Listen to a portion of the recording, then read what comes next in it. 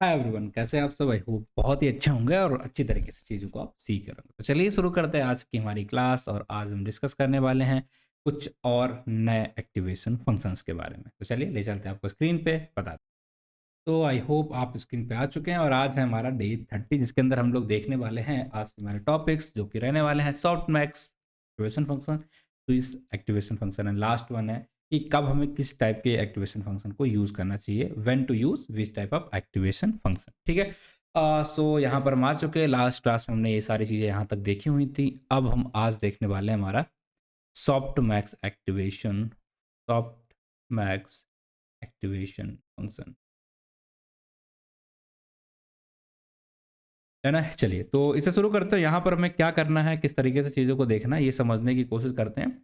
तो let's suppose हमने देखा था, हमने आपको कुछ चीज़ें बताई कि हमारा कुछ लेयर्स होती हैं। लाइक हम यहाँ पर एक हल्की सी छोटी सी टेबल से बनाने की कोशिश करेंगे जिससे हम आपको चीज़ें समझा पाएँ। लाइक हमने दो लेयर्स होती हैं, दो जगह हम एक्टिवेशन फंक्शंस को यूज़ करते हैं। एक तो हम हिडन लेयर में यूज़ करते हैं और सेकंड हम आउटपुट लेयर जो होती है उसके अंदर यूज़ करते हैं। ठीक है, हिडन लेयर है, आउटपुट लेयर। हिडन लेयर के अंदर हमें क्या बताया गया कि बाउंडिंग वाली चीज़ें हैं जहाँ पर हम बाउंड कर देते हैं, मतलब हमारा जो सैचुरेशन एक्टिवेशन फंक्शन होता है उन्हें यूज़ नहीं कर सकते। जैसे कि इसमें हमारा आया था सिग्माइड वाला, टैन वाला, हम उन्हें यहाँ पर नहीं यूज़ कर सकते हैं। तो यहाँ पर हम किसे यूज़ करेंगे, सिग्माइड को हम यहाँ पर यूज़ कर लेंगे, आउटपुट लेयर में यूज़ करेंगे, क्योंकि यहाँ पर हमें जो लास्ट का आउटपुट चाहिए होता है वो सिंगुलर वैल्यू चाहिए होती है। और तो हिडन के अंदर हम क्या यूज़ करेंगे, नॉर्मल कोई भी प्रॉब्लम होगी तो उसके अंदर हम यहाँ पर यूज़ करते हैं। लाइक हम रेलू का यूज़ कर सकते हैं, हम लीकी रेलू का यूज़ कर सकते हैं, ठीक है? या हम इसका कोई भी वेरिएंट यहाँ पर यूज़ कर सकते हैं, ठीक है? और अगर हमें ये प्रॉब्लम है कि हमारी ये बाइनरी क्लासिफिकेशन की प्रॉब्लम थी, लेट्स सपोज़ ये बाइनरी क्लासिफिकेशन की प्रॉब्लम भी थी, तो इस तरीके से हम चीज़ों को करेंगे। बट इन केस अगर ये सारी चीज़ें हमारे पास मल्टी क्लास क्लासिफिकेशन हमें करना है, तो क्या करेंगे? तो यहाँ तो हमारा सेम रहेगा, बट यहाँ पर चीज़ें आ जाती हैं कि हमें अलग सा एक नया, क्योंकि ये जो है या तो 1 देगा या 0 देगा। बट 3 क्लासेस हैं, वो कैसे डिफरेंशिएट करेंगे या उनका कैसे हम क्लासिफिकेशन करेंगे? तो यहाँ पर रोल में आ जाता है हमारा एक नया एक्टिवेशन फंक्शन जिसका नाम है सॉफ्टमैक्स, ठीक है? ये किस लिए आता है? हम इसे एनएलपी के अंदर भी यूज़ करते हैं नए वर्ड्स को प्रेडिक्ट करने के लिए, जैसा हम बैड को जनरेट कराते हैं वहाँ पर वर्ड्स को प्रेडिक्ट करने के लिए, और मल्टी क्लास क्लासिफिकेशन के लिए, ठीक है? इसको हम क्या यूज़ करेंगे यहाँ पर? सॉफ्टमैक्स एक्टिवेशन फंक्शन, ठीक है? तो आगे मैंने एक टेबल आपको बना के दे दी, चाहे रिग्रेशन प्रॉब्लम हो, नॉर्मल प्रॉब्लम हो, और अगर हम यहाँ पर बात कर लेते हैं रिग्रेशन प्रॉब्लम है, ठीक है? लेट्स सपोज कर ही लेते हैं, यहाँ पर रिग्रेशन प्रॉब्लम है। तो यहाँ पर हमारा क्या, ये सेम रहेगा। यहाँ पर हम क्या कर सकते हैं, लीनियर फंक्शन को भी यूज़ कर सकते हैं, ठीक है? लीनियर फंक्शन या स्टेप फंक्शन जो भी होते हैं उनको हम यहाँ पर यूज़ कर सकते हैं। इसी तरीके से आप देखेंगे ऑटो इनकोडर है या किसी भी तरीके की प्रॉब्लम है, चाहे गैन आर्किटेक्चर है, आरएनएन है, उन सारी चीज़ों के लिए मैंने आपको यहाँ पर एक टेबल दे दी है। या आप जाके एक बार इसे देख लीजिएगा, तो आपको चीज़ें हल्की-हल्की समझ में आ जाएँगी। Like multi class classification, regression है, ऑटो इनकोडर है, आरएनएन है, एलएसटीएम है, या किस भी टाइप की आपको प्रॉब्लम है, तो किस लेवल पे आप क्या यूज़ करोगे? इनपुट लेवल पे क्या करोगे, आउटपुट लेवल पे क्या करोगे, और हिडन लेयर में आप क्या चीज़ें यूज़ करोगे, वो सारी चीज़ें यहाँ पर मेंशन है, ठीक है? तो आज की प्रॉब्लम हम यहाँ पर समझने की कोशिश करेंगे, ठीक है? ये हमने यहाँ पर हल्का सा अपना टेबल बनाया, तो इसी के अंदर हमारा आज का जो टॉपिक है वो क्या है? Soft max.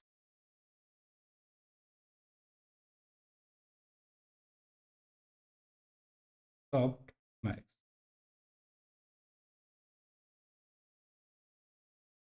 है ना?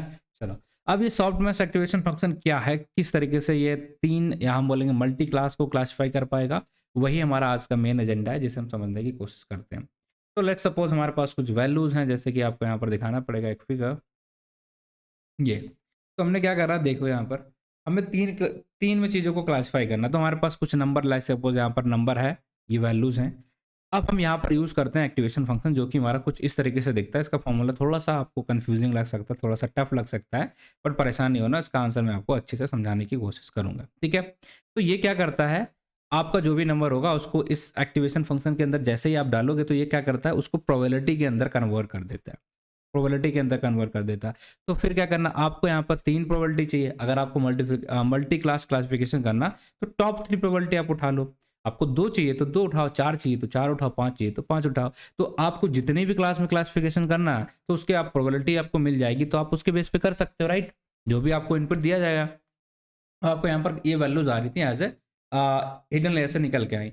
अब आपने क्या किया, यहाँ पर अगर ये फंक्शन आपने लगा दिया, आउटपुट लेयर में ये वैल्यूज़ आई और आपने ये फंक्शन लगा दिया, तो यहाँ पर आपको क्लासिफिकेशन करना आसान हो जाएगा ना प्रोबेबिलिटी होने की वजह से।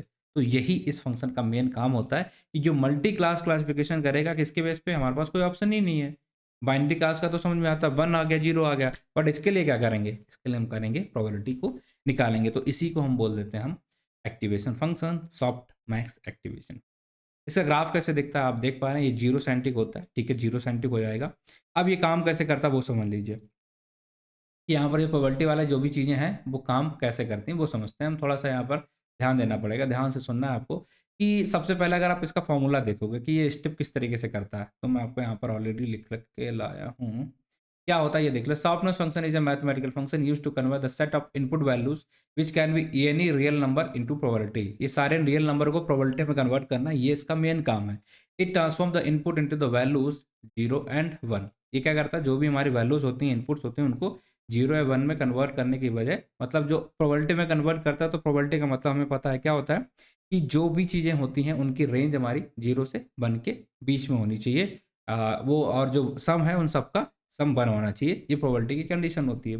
That's it. अब ये काम कैसे करता है, पहला स्टेप इसका क्या होता है, convert all the input into positive number. तो आप देखेंगे एग्जांपल हमने लिया कि अगर ये 3 नंबर हैं, तो ये क्या करेगा, पहले तीनों नंबर को पॉजिटिव में कन्वर्ट करेगा। सेकंड में क्या करेगा, उसको नॉर्मलाइज कर देगा।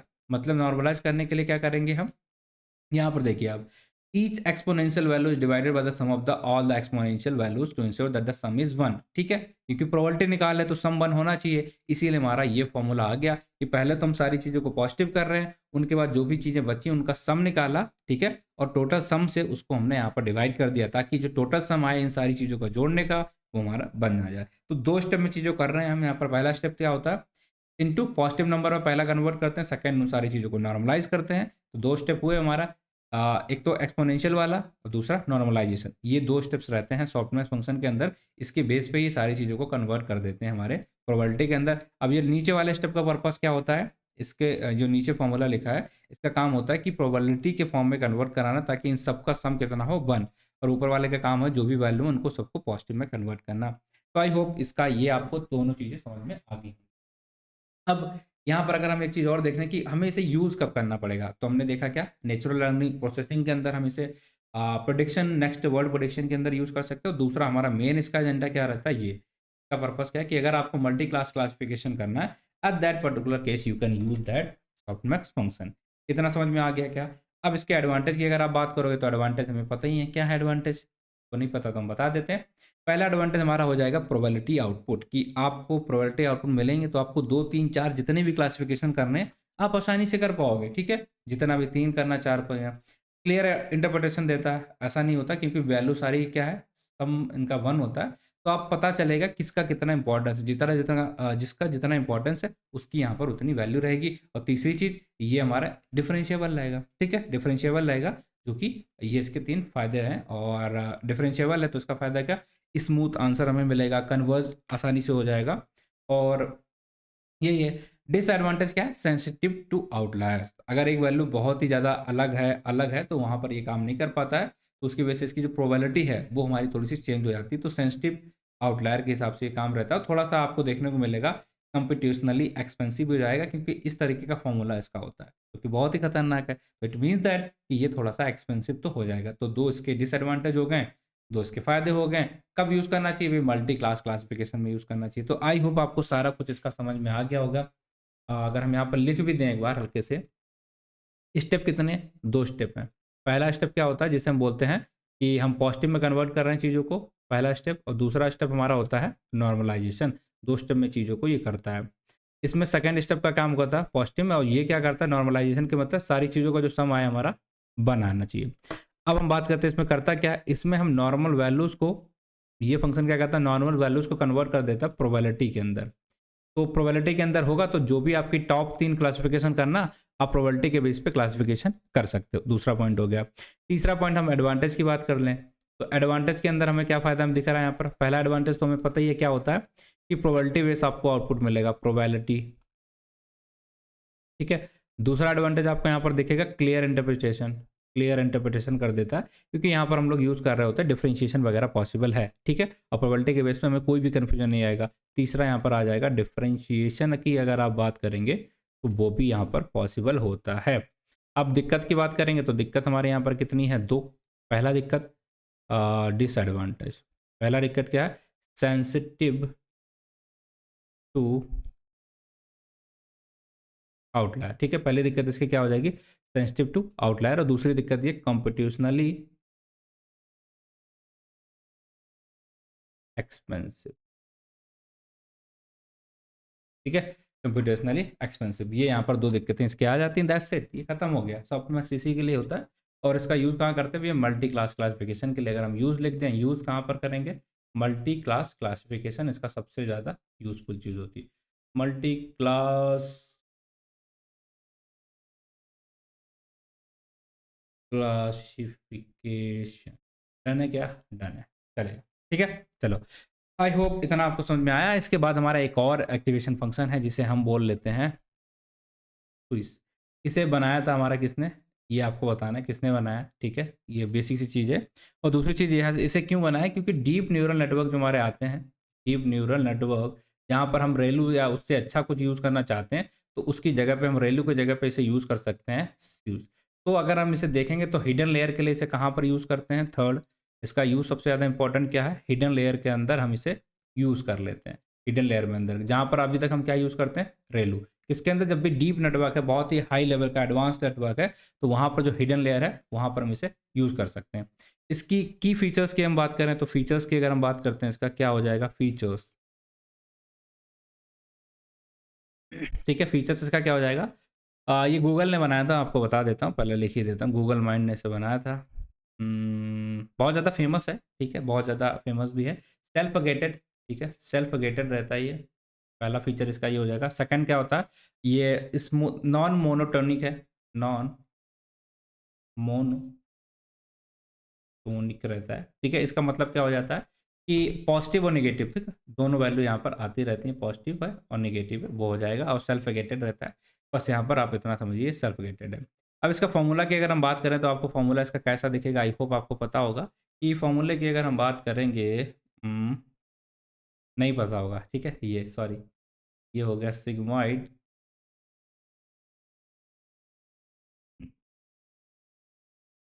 X multiply by sigmoid of x, ये है। इसीलिए से हम बोल देते हैं सेल्फ गेटेड हमारा हो जाता है। अब यहाँ पर आपको देखने को मिलेगा, ये 3 स्टेप्स में काम करता है। इनपुट ट्रांसफॉर्मेशन करता है, देन मॉड्यूलेशन करता है, आउटपुट जनरेशन। इतना डिटेल में से हम नहीं पढ़ रहे, क्योंकि इतना इंपॉर्टेंट हमें नहीं लगता, ये हम ज़्यादा यूज़ कर रहे हैं, बहुत हाई लेवल पे करते हैं, ठीक है। फीचर्स की बात करें तो वही सारे फीचर्स हमारे हैं इसके पास, लाइक नॉन लीनियरिटी चलेगा, क्योंकि नॉन लीनियर तो है ये। अब नॉन लीनियरिटी इसके पास है, ठीक है। इसी तरीके से और बात करें, स्मूथ ग्रेडियंट भी है, क्योंकि ये डिफरेंशिएट हो सकता है, स्मूथ ग्रेडियंट भी है इसके पास। और थर्ड हमारा क्या हो सकता है, यहाँ पर कोई भी डेड न्यूरॉन जैसी चीज़ें नहीं, जो कि रेलो के अंदर मिलता है, यहाँ पर कोई भी डेड न्यूरॉन हमारा नहीं होता। ये इसका तीसरा फीचर है। परफॉर्मेंस अच्छा रहता है और इजी टू इम्प्लीमेंटेशन है, ठीक है, इजी टू इम्प्लीमेंटेशन, ये इसका हम बोलेंगे इजी टू इम्प्लीमेंटेशन, क्योंकि सिंपल सा हमारा फंक्शन ही आपको देखने को मिल रहा होगा, ठीक है। ये इसके फ़ायदे होंगे। कब इसे यूज़ करना चाहिए, डीप न्यूरल नेटवर्क के अंदर यूज़ करना चाहिए, जब भी हमें हाई काम करना है। क्लासिफिकेशन कॉम्प्लेक्स से क्लासिफिकेशन टास्क है, वहाँ पर इसे यूज़ कर सकते हैं। रिप्लेसिंग रेलू को रिप्लेस करने के लिए हम इसे यूज़ कर सकते हैं। बैच नॉर्मलाइजेशन के अंदर हम इसे यूज़ कर सकते हैं। लिख लेते हैं एक बार, यूज़ कहाँ करेंगे, बैच नॉर्मलाइजेशन के अंदर हम इसे यूज़ करेंगे, बैच नॉर्मलाइजेशन। मैंने पता है कि मैंने आपको बैच नॉर्मलाइजेशन नहीं बताया, बट ये अभी के लिए आप इतना देख लीजिए, आगे चल के मैं बता दूँगा। Replace ReLU, deep neural network, deep neural network, ठीक है। यहाँ पर हम इसको यूज़ कर लेंगे, हम बोल लेंगे कॉम्प्लेक्स क्लासिफिकेशन टास्क है, उसके अंदर भी हम इसे यूज़ कर लेंगे। एडवांटेज क्या होते हैं, वही सारी चीज़ें हमने लिखा है। और डिसएडवांटेज क्या है, थोड़ा सा स्लो हो जाता है कंपटीशन इसका।